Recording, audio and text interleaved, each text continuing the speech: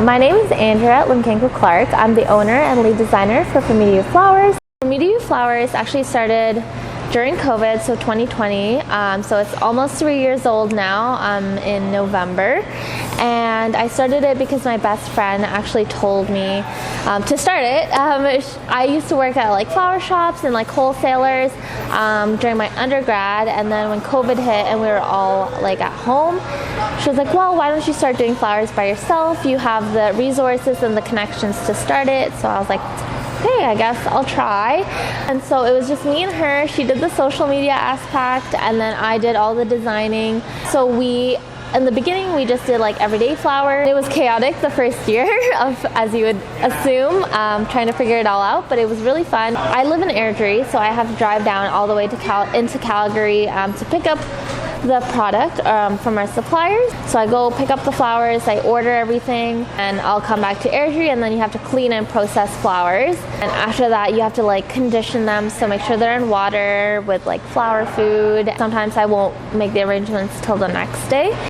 Media is more mobile, and we're a home-based studio. There are a lot of other florists that are home-based studios since COVID, but we like to bring workshops kind of across the city, so that's why we're able to do it here at the district, Beltline, or other venues. And we try to make it in a way that it's a little bit more accessible to everybody. Typically, I do a step-by-step kind of guide on how to build the arrangements.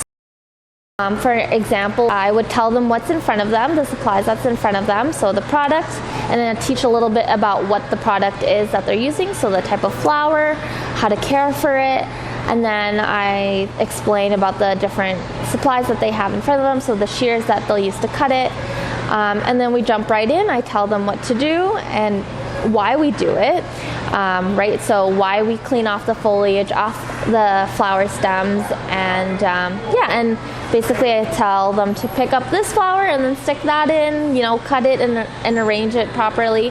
And I'll also go around and help them, as they build their arrangements.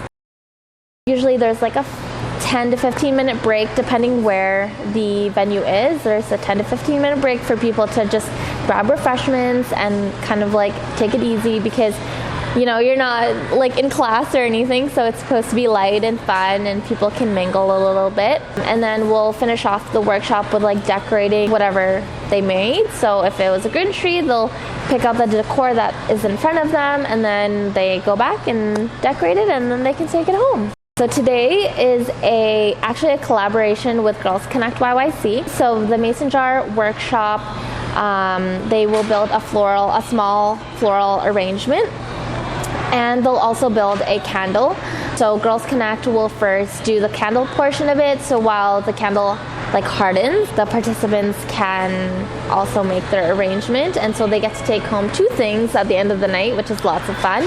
People think they can't design flowers or work with flowers, and that's why I feel people are more prone to just going to Sobeys or Costco to buy flowers, because it's already done. So I think it's just that skill of being able to redesign a bouquet if it's not already designed in it.